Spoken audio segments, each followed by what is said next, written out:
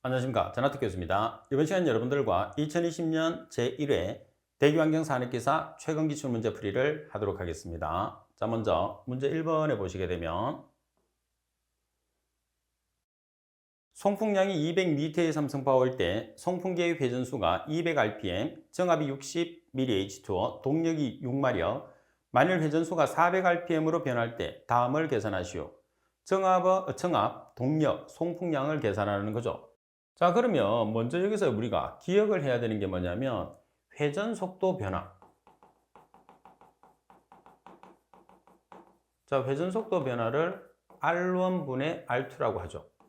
그러면 지금 내용상에서는 회전 속도 자체가 200rpm에서 400rpm으로 변했어요.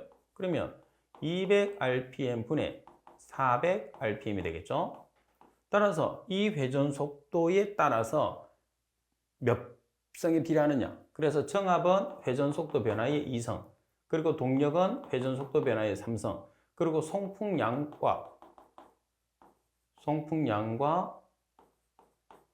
유속은 회전속도 변화의 1승에 비례하죠.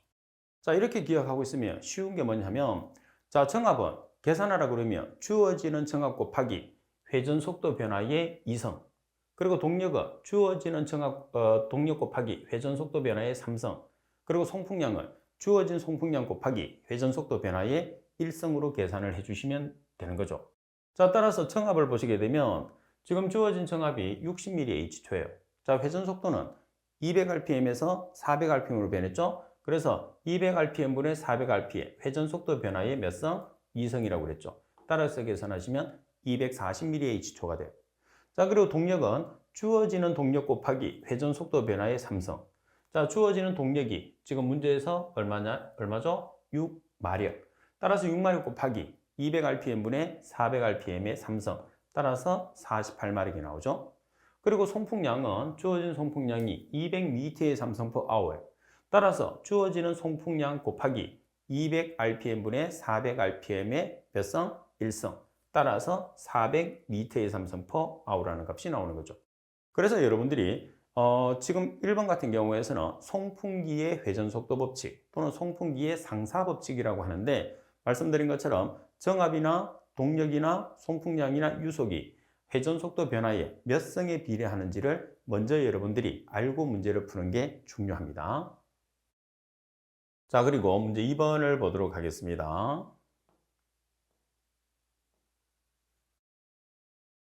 자, 문제 2번에 보면 HOG가 뭐죠? HOG가 총괄이동 단위 높이죠. HOG라는 총괄이동 단위 높이가 1m이고 제거율이 99%일 때 충전탑의 높이를 계산을 하시오 돼 있어요. 자, 충전탑의 높이 H는 총괄이동 단위수 곱하기 HOG라는 총괄이동 단위 높이로 계산을 하는데, 지금 이 문제 조건에서는 HOG가 거의 주어지지 않는다는 거예요.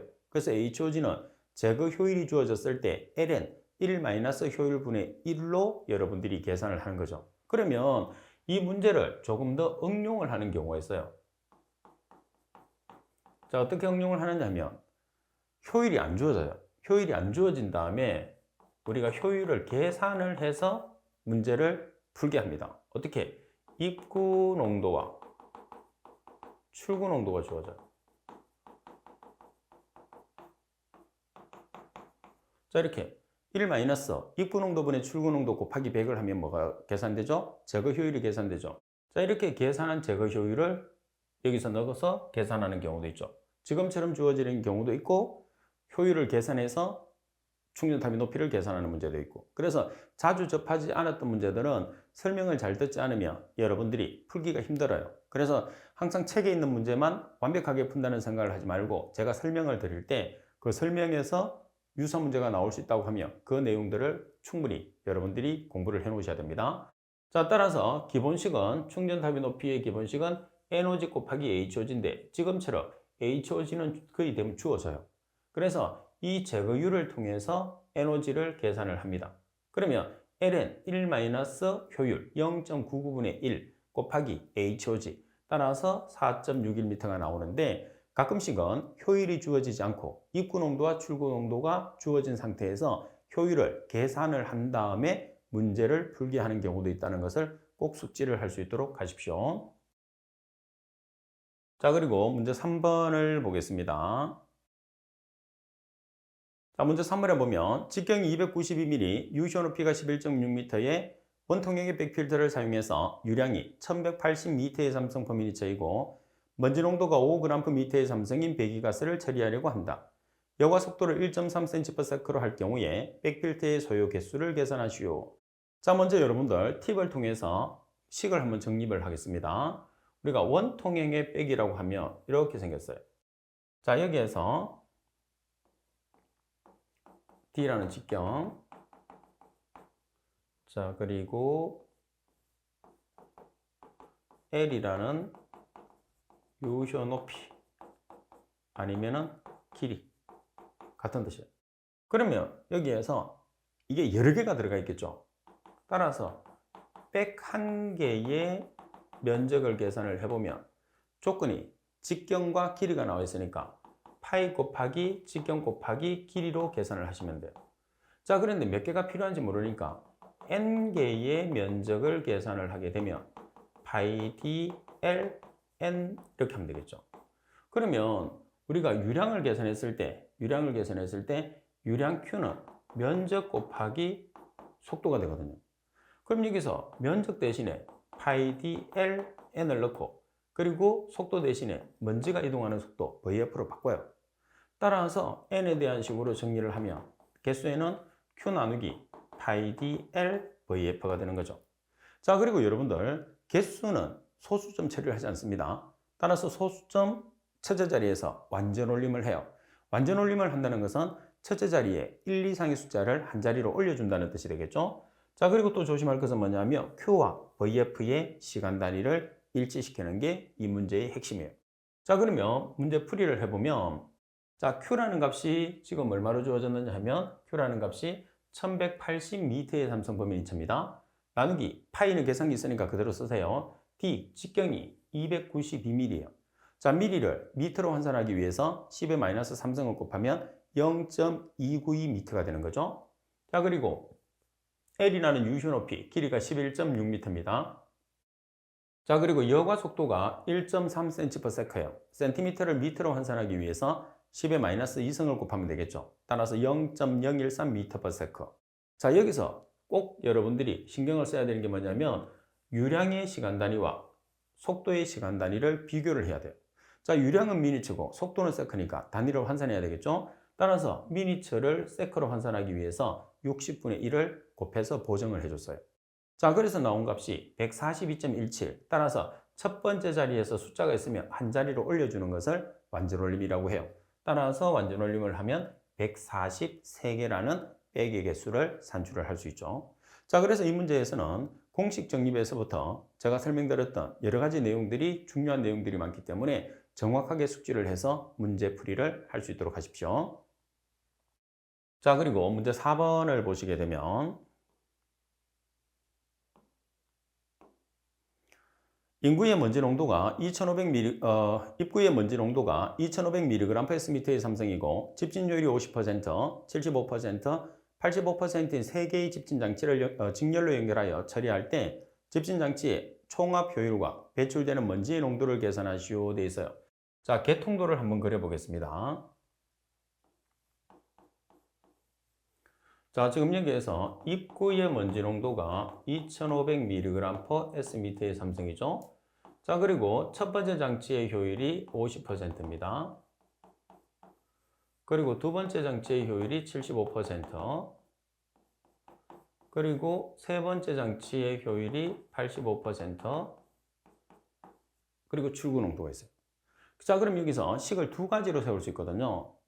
자, 먼저 여러 개의 장치로 구성되어 있을 때 총합 효율은 1 마이너스 효율 1, 1 효율 2, 1 효율 3로 계산할 수 있어요. 또 하나는 뭐냐면 토탈 효율은 농도가 주어졌을 때 입구 농도분의 출구 농도 곱하기 100으로 계산할 수 있어요.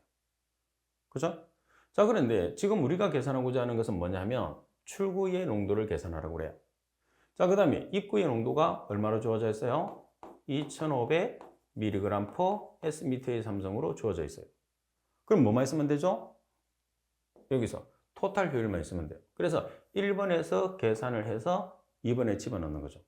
자, 그럼 1번을 계산하기 위해서 첫 번째 장치의 효율이 50%니까 0.5, 두 번째는 75%니까 0.75, 세 번째는 85%니까 0.85를 대입하면 토탈 효율이 나오죠. 그래서 두 개의 상관관계를 이용해서 문제를 푸는 식이다. 그래서 식 자체를 정확하게 개통도하고 이해를 해줘야 됩니다. 따라서 총합 효율을 계산을 하게 되면 0.98125가 나왔어요. 따라서 퍼센트로 계산하게 되면 98.13% 곱하기 100을 하면 되니까. 그죠? 자, 그러면 이 값을 어디다 대입하는 거죠? 이 값을 여기다 대입을 하는 거예요. 그 다음 입구 농도가 2500mg/m2의 삼성. 그러면 출구 농도를 계산을 하시게 되면 46.75mg/m2의 삼성이 나오죠. 따라서 개통도를 이용해서 풀 수 있는 거는 개통도를 여러분들이 이해를 하게 되면 아주 쉽게 문제를 풀 수 있고, 일단 쉽고 어렵고를 떠나서 헷갈리지 않는다는 게 가장 중요한 포인트입니다. 자, 그리고 여러분들 계속해서 4번 문제를 보면 탄소가 85%, 수소가 13%, 황이 2%인 중류를 공기비 1.25로 연소시켰을 때 근연소가스 중에 아황산가스의 부피 분율을 퍼센트로 계산하시오 돼 있어요. 자, 그러면 지금 문제 조건에서 근연소가스 중에 아황산가스 농도를 계산하라고 그러는데 공기비 M이 주어져 있기 때문에 근연소가스량은 GOD와 GD가 있거든요. 이론은 공기비를 사용하지 않습니다. 실제는 공기비를 사용해요. 그래서 공기비가 주어져 있기 때문에 GD를 기준합니다. 자, 그리고 아황산가스량이라는 것은 S가 연소를 해서 아황산가스가 되겠죠?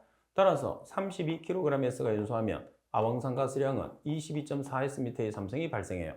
따라서 SO2량은 32kg 분의 22.4Sm의 삼성, S에 대한 값이죠. 따라서 계산을 하게 되면 얼마가 되죠? 0.7S 단위는 Sm의 삼성 per kg이 되는 거예요.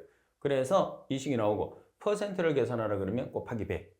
그리고 만약에 ppm으로 계산하시오 그러면 곱하기 얼마? 10의 6성. 왜? 퍼센트는 100분율, ppm은 100만 분율이기 때문이에요. 자, 그러면 여기서 여러분들이 먼저 기억을 해야 되는 게 있어요. 뭐냐면 GD, 가스량이 GD이기 때문에 GD 구하는 식을 알아야 돼. 그죠? 자, GD는 MA0 마이너스 5.6H 플러스 0.75 플러스 0.8N으로 계산을 하게 됩니다. 자, 그러면 GD를 계산하기 위해서는 공기비가 필요해요. 자, 공기비가 1.25로 주어졌으니까 계산 안 해도 되죠? 자, 그 다음에 A0가 필요해요. 자, A0는 지금 여기 나와 있죠? 8.89C 플러스 26.67 H 마이너스 8분의 5 플러스 3.33S 단위는 동일하게 Sm의 삼성 per kg이에요. 자, 그러면 여기서 여러분들이 탄소가 85%니까 여기에 0.85. 자, 그리고 수소가 13%니까 0.13. 산소는 없으니까 생략. S가 2%니까 0.01을 대입해요. 그러면 이론 공기량이 나왔죠? 따라서 공기비 1.25 대입. 이론 공기량 대입. 자, 그리고 H가 13%니까 0.13. 그리고 산소 없으니까 생략. N 없으니까 생략. 따라서 이 값을 여기다 집어넣는 거예요. 그 다음에 S자리에서는 황이 2%니까 0.01을 대입을 하는 거죠. 따라서 SO2의 퍼센트를 계산할 수 있는 거죠. 자, 그 다음에 여러분들, 지금 여러분들이 보고 있는 교재 이론편에 보면 연소계산 파트가 있어요. 그래서 연소계산 파트에 보시면 고체와 액체, 그리고 기체 연료에서 연소계산식의 공식을 정립을 해놨거든요. 그 식은 반드시 숙지를 해야 돼요.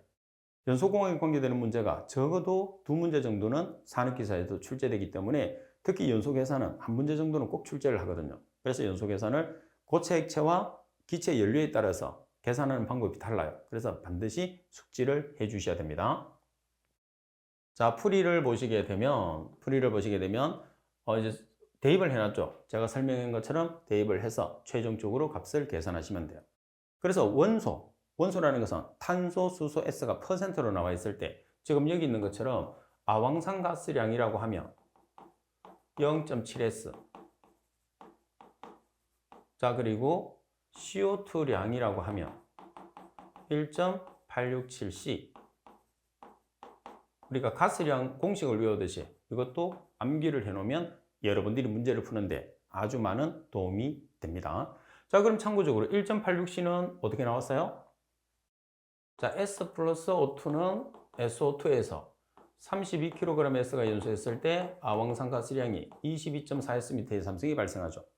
자, 아황산가스가 22.4가 나오는 것은 뭐냐면 우리가 아보가드로 수에서 부피는 22.4로 정해놨기 때문에요. 따라서 SO2량은 32kg 분의 22.4Sm의 삼성 S에 대한 양이죠. 그래서 0.7에서 이렇게 나온 거죠. 반면에 CO2량이라는 것은 탄소가 연소를 하게 되면 CO2가 나와요. 따라서 12kg의 탄소가 연소했을 때 CO2는 22.4Sm의 삼성이 나오겠죠. 따라서 CO2량은 12kg 분의 22.4Sm의 삼성 탄소에 대한 거 따라서 계산하면 0.7S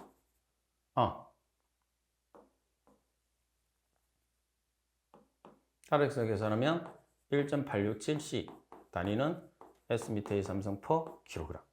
그러니까 이 자체를 외워놓으면 우리가 이렇게 계속 계산을 안 해도 되죠. 상당히 쉽게 나타낼 수 있어요. 반드시 숙지를 하고 이론 파트에서도 반드시 한 번 더 숙지를 할 수 있도록 하십시오. 자, 그리고 문제 5번을 보도록 하겠습니다. 원심력 집진 장치에서 블로다운 방법에 대해서 서술하고 효과를 세 가지를 쓰시오 되어 있어요. 이론 문제 중에서 가장 자주 나오는 문제입니다. 자, 방법과 효과를 쓰라고 되어 있어요. 그러면 사이클론이 원심력 집진 장치죠. 그래서 원심력 집진 장치 중에서도 사이클론에서 주로 효율을 증가시키기 위해서 블로다운을 시킵니다. 사이클론의 집진 효율을 높이는 방법으로 가장 중요한 핵심은 하부의 더스트 박스에서 처리 가스량의 5에서 10% 정도를 처리한다는 말은 반드시 들어가야 돼요. 이 문구가 들어가지 않으면 틀립니다. 특히 5에서 10%의 처리 가스량은 정확하게 숫자가 맞아야 됩니다. 자, 하부의 더스트 박스에서 처리 가스량의 5에서 10% 정도를 처리해서 사이클론 내에 난류 현상을 억제하고 그리고 먼지의 재비산을 막아주고 장치 내벽 부착으로 일어나는 먼지의 축적을 방지를 해서 이 세 가지가 효율을 떨어뜨리는 조건이거든요. 그래서 방지를 해서 효율을 증가시키는 방법이 블로다운입니다. 자, 그러면 블로다운 효과의 세 가지를 보시게 되면 포집된 먼지에 재비산을 방지하죠. 재비산이라는 것은 다시, 비산은 날아다니는 것. 그래서 다시 날아다니는 포집된 먼지가 다시 날아다니니까 효율이 떨어지겠죠. 그죠? 그래서 그걸 방지를 합니다.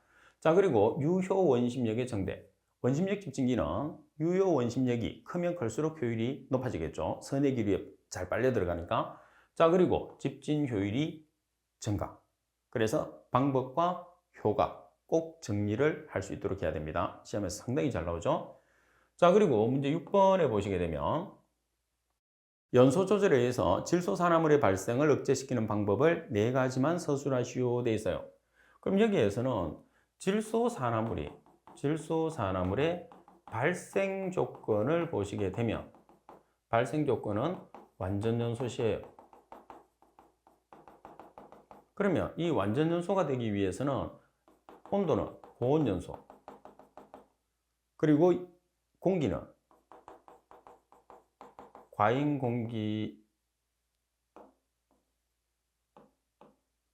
공기량 연소가 되는 거예요. 그러면 우리가 발생 조건이 아니고 저감 조건을 만든다고 하면 온도적인 측면과 공기량 측면을 비교하면 되겠죠. 그래서 저온도 연소 그리고 과잉 공기량을 적게 저과잉 공기량 연소. 자, 그리고 나머지는 연소실에서 고온으로 머무는 시간을 최대한 짧게 하는 거예요. 그래서 연료를 1차 공기와 2차 공기를 나눠서 2번 하는 2단 연소법이 있어요. 그리고 배기가스를 순환하는 방법, 배기가스 재순환법. 자, 따라서 이런 방법에 의해서 우리가 질소산화물을 줄일 수 있죠. 왜? 고온이 되는 것을 우리가 낮춰줄 수 있기 때문에 따라서 6번에 있는 내용들을 서술을 해주시면 되죠. 그래서 말씀드린 것처럼 질소산화물의 발생을 억제한다고 하면 발생 조건을 알아야지 반대로 억제할 수 있거든요. 그래서 항상 현상들이 발생하는 걸 기억을 해야지 여러분들이 갑자기 생각이 안 난다 하더라도 쉽게 이해를 했기 때문에 또 답란을 여러분들 나름대로 작성할 수가 있습니다. 그리고 문제 7번에 보시게 되면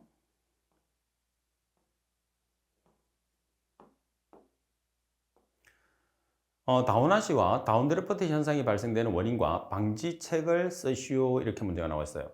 자, 그럼 먼저 다운와시 현상을 설명을 해드리겠습니다. 자, 첫 번째,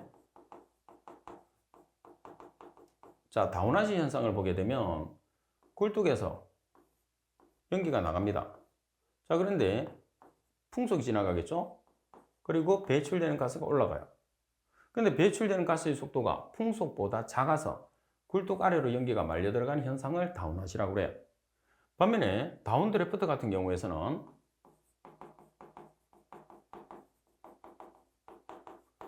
자, 지금 굴뚝에서 연기가 나고 있겠죠? 근데 주위 건물이나 지형이 굴뚝보다 훨씬 높아요. 그래서 건물 뒤에 가서 연기가 말려 들어가는 현상을 우리가 다운드래프트라고 해요. 자, 그러면 원인을 보면 배출되는 가스의 속도가 풍속보다 작아서 배출가스가 굴뚝 아래로 말려 들어가는 현상. 그럼 어떻게 하면 되죠? 배출되는 가스의 속도를 풍속보다 크게 얼마 정도? 2배 이상. 반면에 다운드래프트는 굴뚝의 높이가 주위 지형이나 건물보다 낮아서 건물 뒤쪽에서 연기가 말려 들어가는 현상이거든요. 따라서 굴뚝의 높이를 주위 건물보다 높게 얼마? 2.5배 이상. 그래서 다운와시와 다운드래프트를 방지할 수 있죠. 여기서 마찬가지예요. 원인을 알아야지만 방지할 수 있는 거죠. 그래서 방지책에서는 다운와시는 배출되는 속도를 풍속보다 2배 이상, 다운드래프트는 굴뚝의 높이를 주위 건물보다 2.5배 이상을 유지를 시켜주면 완전히 제거가 되는 거죠. 자, 그리고 문제 8번을 보겠습니다. 자, 문제 8번에 보면 합착제의 구비 조건을 3가지를 쓰시오 되어 있어요. 그래서 우리가 오염가스를 고체인 합착제에 합착을 시켜서 제거하는 물질을 합착제라고 하죠. 자, 그럼 이 합착제의 가장 대표적인 게 활성탄, 실리카겔, 보크사이트, 마그네시아 이런 것들이 있죠. 그러면 합착제 같은 경우에서는 건조의 기능, 수분을 건조하는 기능과 그리고 악취를 제거하는 기능 2가지 용도로 주로 사용합니다. 합착제에 따라서. 자, 그리고 가격이 저렴할 것이라는 예시는 우리가 담란에서 제외하라고 그랬어요. 그건 당연합니다. 여러분들이 아무리 쓸 게 없다 하더라도 예시로 제시되어 있는 것을 서술하게 되면 무조건 오답 처리가 됩니다. 자, 먼저 합착제는 사용 시간이 어때야 되죠? 사용 시간이 길어야 되죠. 당연합니다. 그리고 합착제는 재생이 용이해야 돼요. 재생이 되려고 하면 우리가 가역적 반응이 일어나야 되거든요. 가역적 반응이라는 것은 우리가 합착과 탈착이 동시에 일어나는 거죠. 그래서 주로 물리적인 합착을 했을 때는 가역적 반응이기 때문에 재생이 용이한 반면에 화학적인 합착을 하게 되면 가역적 반응이 거의 일어나지 않거든요. 그래서 재생이 거의 안 되는 게 화학적인 합착이 됩니다. 자, 그리고 합착제의 마모가 어때야 돼요? 적어야 되죠. 마모가 적어야지 우리가 또 재생해서 쓰고 오랫동안 쓸 수 있는 거죠. 당연히 합착이 잘 돼야 됩니다. 따라서 합착의 효과가 크면 클수록 합착제로서는 가장 좋은 거죠. 자, 그리고 지금 시험상에서 단서에 보면 이론을 항상 몇 가지를 쓰시오 이렇게 정의를 제외한 나머지는 몇 가지를 이렇게 여러분들에게 조건을 제시를 해요. 그러면 무조건 3가지를 쓰시오 그러면 3가지만 적고 4가지를 쓰시오 그러면 4가지를 적으십시오. 왜 그러냐면 많이 적는다고 해서 점수를 많이 주는 거 아니에요. 여기서는 3가지를 서술하시오 이렇게 나와 있기 때문에 3가지까지만 여기까지만 채점을 합니다. 아래쪽에서는 안 봐요. 근데 1번, 2번, 3번 중에 한 개가 잘못 설명된 게 있어요. 그러면 같이 틀리게 되는 거죠. 그래서 여러분들이 생각하는 가장 정확하게 공부했던 내용을 서술을 해놓는 게 중요합니다. 자, 그리고 문제 9번을 보시게 되면 공기역학적 직경과 스토커스 직경을 설명하시오. 반드시 밀도와 침전 속도를 포함시켜 설명하시오. 자, 공기역학적 직경을 보시게 되면 본래의 먼지와 침강 속도는 동일하며 밀도가 1g/cm의 삼성인 구형 입자의 직경이다. 스토커스 직경은 알고자 하는 입자성 물질과 같은 밀도 및 침강 속도를 갖는 입자성 물질이라고 그랬어요. 자, 가장 큰 거는 뭐냐면 침강 속도와 밀도인데 지금 공기역학적 직경이나 스토커스 직경이 먼지와 우리가 처리하고자 이제 우리가 알아보고자 하는 입자의 크기가 먼지잖아요. 그래서 먼지와 침강 속도는 다 동일해요. 근데 두 개 중에 하나는 밀도가 달라요. 하나는 밀도가 먼지, 우리 측정하고자 하는 먼지와 침강 속도와 밀도가 같고, 하나는 침강 속도는 같은데 밀도가 달라요. 그래서 공기역학적 직경과 스토커스 직경은 비교하는 거예요. 자, 공기역학적 직경은 먼지와 침강 속도는 동일해요. 보시다시피. 자, 먼지.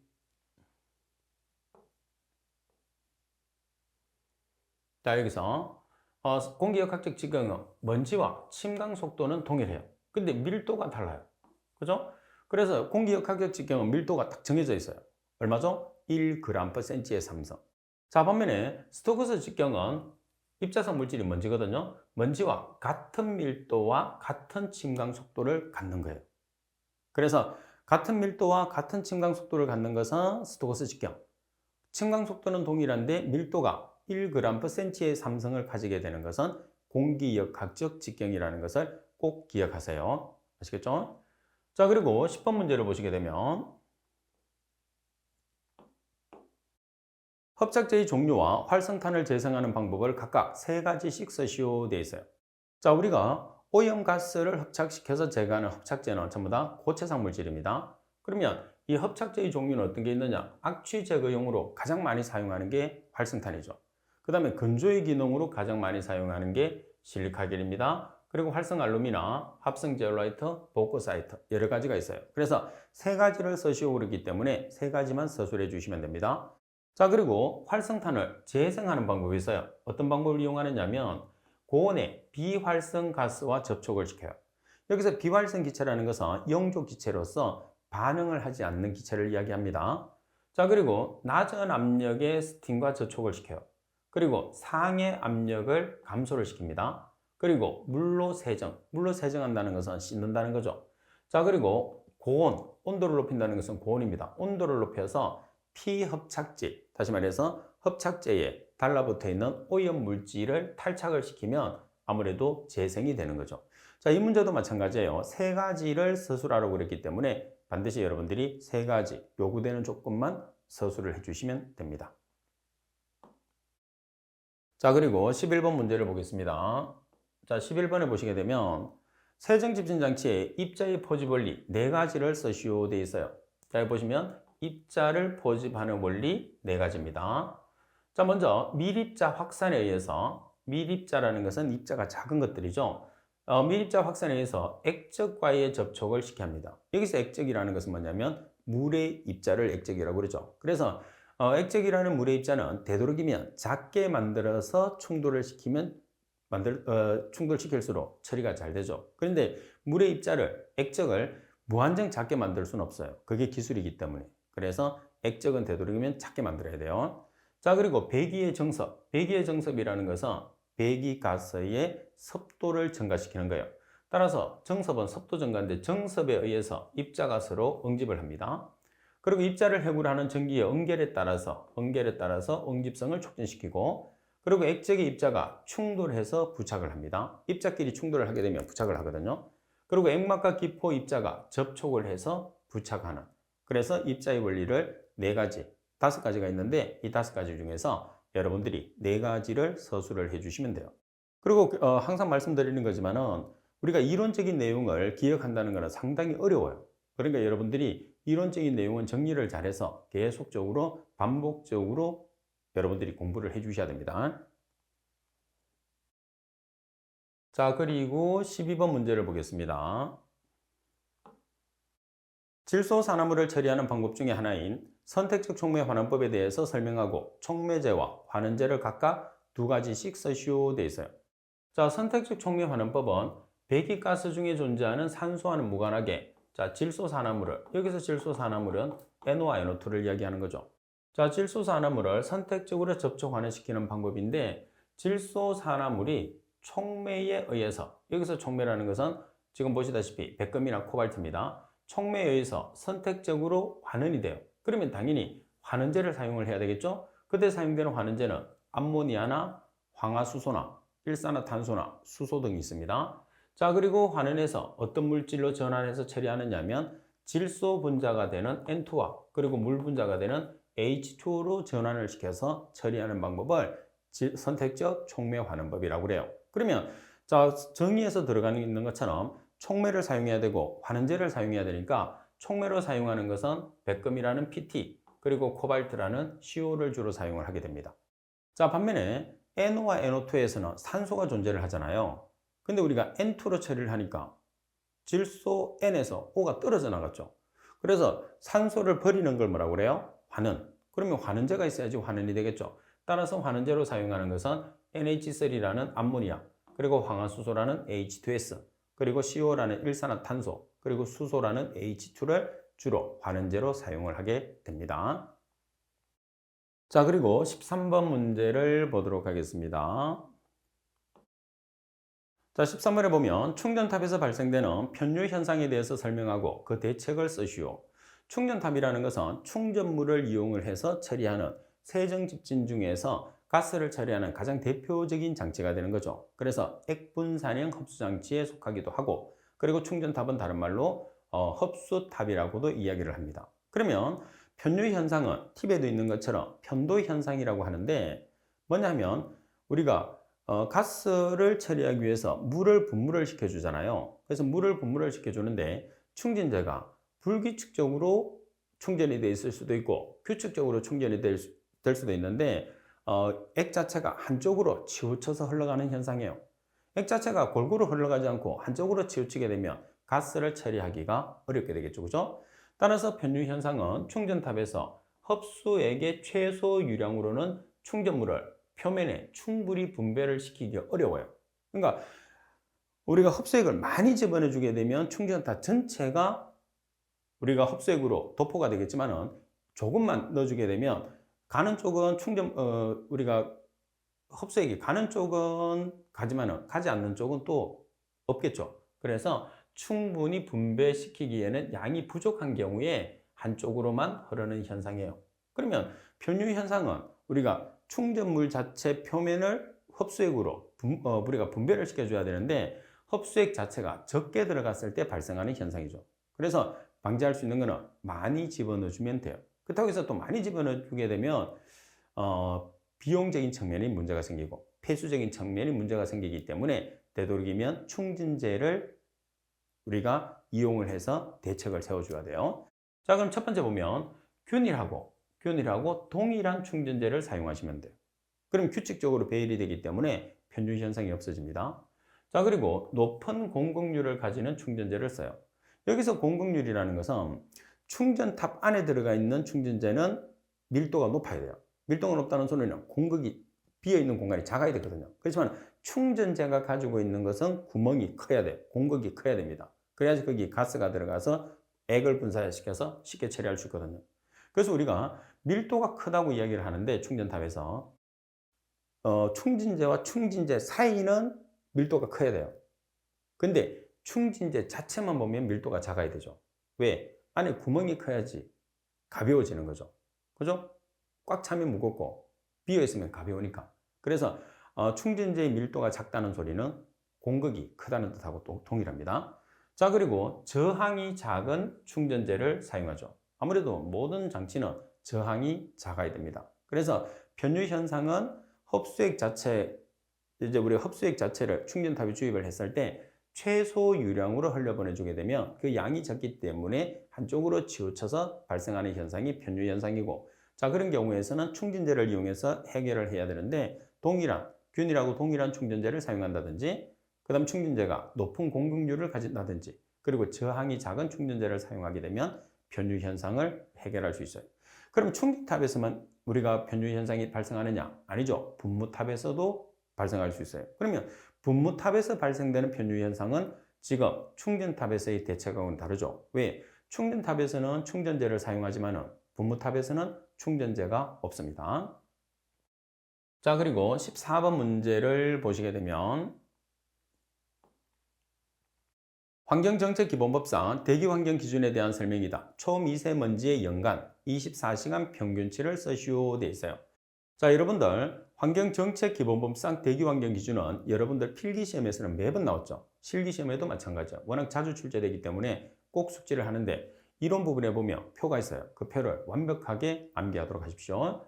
자, 자, 지금 문제 조건에서는 초미세먼지가 되는 PM2.5죠. 따라서 PM2.5의 연간 평균치는 15 마이크로그램 per 미터의 삼성 이하, 그리고 24시간 평균치는 35 마이크로그램 per 미터의 삼성 이하예요.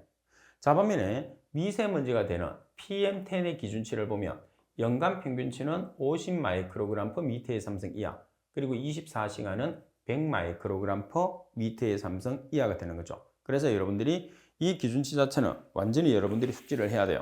자, 그러면 이거 외에도 뭐가 있느냐 하면 아황산가스라는 SO2와 그리고 질소, 이산화질소라는 NO2는 연간 24시간 1시간 평균치가 있습니다. 그리고 일산화탄소는 8시간과 1시간 평균치, 그리고 미세먼지와 초미세먼지 PM10과 PM2.5는 지금 보시다시피 연간과 24시간 평균치가 있죠. 자, 그리고 오존은 8시간 1시간 평균치, 납과 벤젠은 연간 평균치가 있어요. 그래서 표로 지금 교재에 있으니까 여러분들이 꼭 정리를 하도록 하십시오. 그리고 시험에서는 어떤 문제, 어떤 항목이 나올지를 몰라요. 거의 샘플로 나온다고 생각하시면 됩니다. 그만큼 중요한 내용이 되니까 꼭 숙지를 할 수 있도록 하시고요. 자, 그리고 여러분들 15번에 보시게 되면 학력계수의 정의를 쓰시오, 이렇게 문제가 나와 있어요. 자, 그러면 학력계수는 유체 속을 움직이는 물체가 유체에서 받는 학력을 계수로 표현한 것을 학력계수라고 그래요. 자, 그러면 부연 설명으로 물체가 유체 속을 일정한 상대 속도를 갖고 운동할 때 물체의 진행 방향에 대해서 작용하는 힘은 뭐가 되느냐? 학력이다, 이렇게. 그래서 물체의 진행 방향에 대해서 작용하는 힘이 학력인데 이 학력을 나타내는 계수가 학력계수. 자, 그리고 16번 액체 연료의 연소 과정에서 유압 분무식 버너와 건타입 버너의 특징을 3가지씩 쓰시오. 이 문제도 상당히 자주 출제된 문제입니다. 자, 먼저 유압 분무식 버너와 건타입 버너의 특징을 보시면 유압 분무식 버너 같은 경우에서는 유량 조절 범위가 좁아요. 따라서 부하 변동에 대한 적응성이 떨어집니다. 자, 그리고 대용량 버너 제작에 용이하고 그리고 구조가 간단하고 유지, 관리, 보수가 용이한 특징이 있어요. 아무래도 구조가 간단하다는 소리는 유지, 보수가 용이할 수밖에 없는 거죠. 반면에 건타입 버너 같은 경우에서는 형식이 유압식과 공기 분무식을 결합을 시켜놓은 거예요. 자, 그리고 유압은 보통 7kg/제곱cm 이상. 자, 그리고 연소가 양호합니다. 그리고 장치는 소형, 그리고 전자동 연소에 가능합니다. 아무래도 이거는 소형이면서 연소가 양호하기 때문에 전자동 연소가 가능하다는 거죠. 그래서 실제로 보면 이 조건이나 이 조건은 같은 조건이 되는 거죠. 따라서 특징을 3가지씩 쓰시오 되어 있으니까 각각을 3가지씩 여러분들이 서술을 해주시면 됩니다. 자, 그리고 문제 17번에 보시게 되면 후드의 흡입 요령을 3가지를 쓰시오 되어 있어요. 자, 그럼 여기에서 후드를 한번 살펴보겠습니다. 자, 후드라는 것은 오염 물질이 이렇게 발생을 해요. 발생원이 되겠죠? 그러면 포집하기 위해서 후드를 설치를 해요.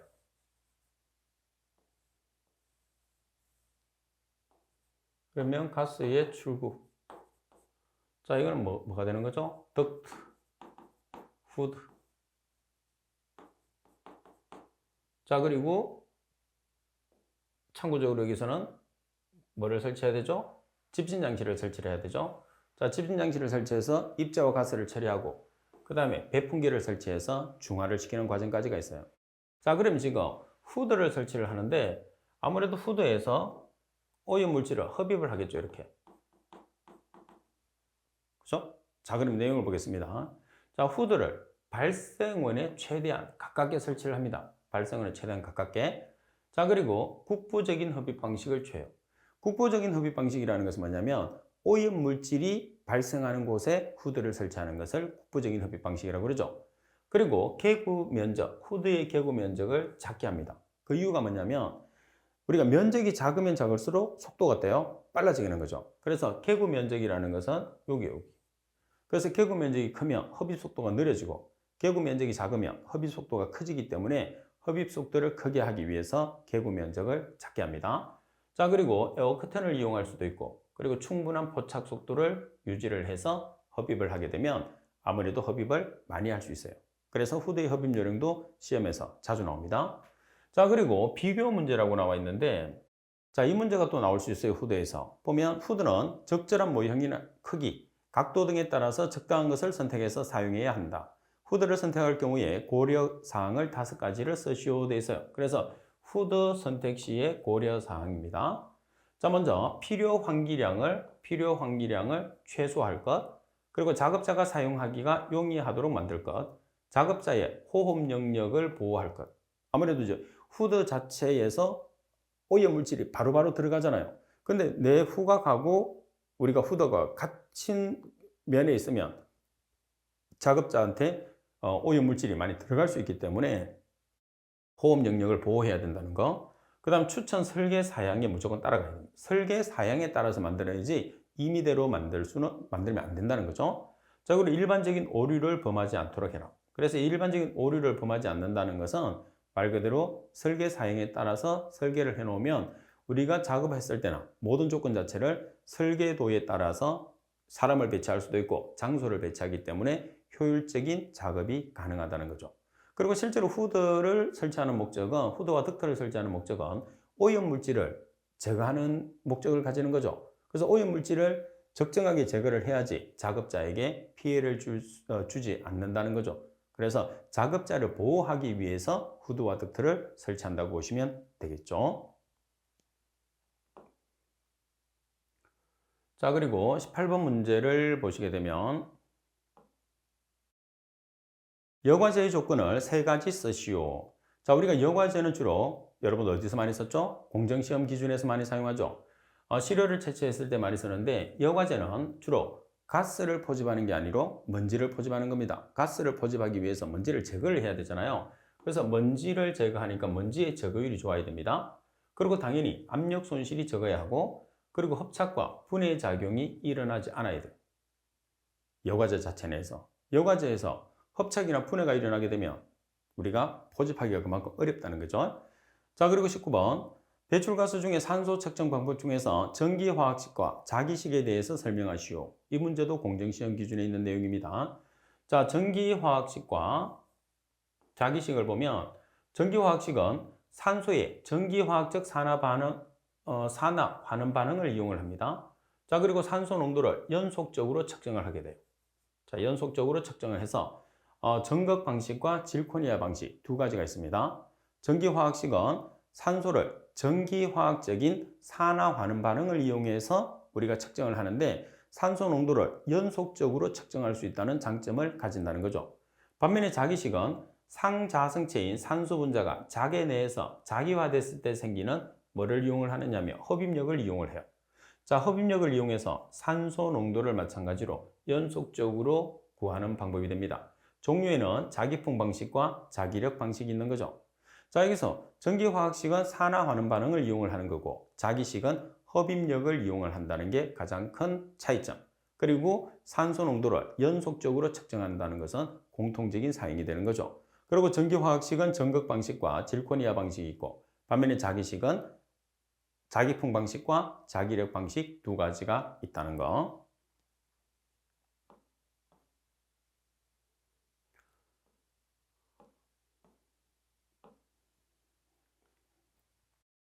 자, 지금 여러분들이 보고 계시는 문제는 여러분들 선배들이 시험을 칠 다음에 문제를 복원해서 제게 보내준 문제를 제가 재편성을 한 겁니다. 따라서 시험을 치는 여러분들이 가장 정확하게 문제를 복원할 수 있기 때문에 시험을 치고 집에 오신 다음에 집에서 책을 보면서 문제를 복원해서 제게 보내주시면 제가 후배들을 가르치는데 아주 많은 도움이 됩니다. 따라서 여러분들의 적극적인 참여 꼭 부탁을 드릴게요. 자, 복원된 문제는 제 메일로 보내주시면 되는데 제가 사용하는 메일은 kwe7002@한메일넷입니다. 여러분들의 적극적인 참여 꼭 부탁드리겠습니다. 자, 이번 시간 수업은 이것으로 마치도록 하겠습니다. 수고하셨습니다.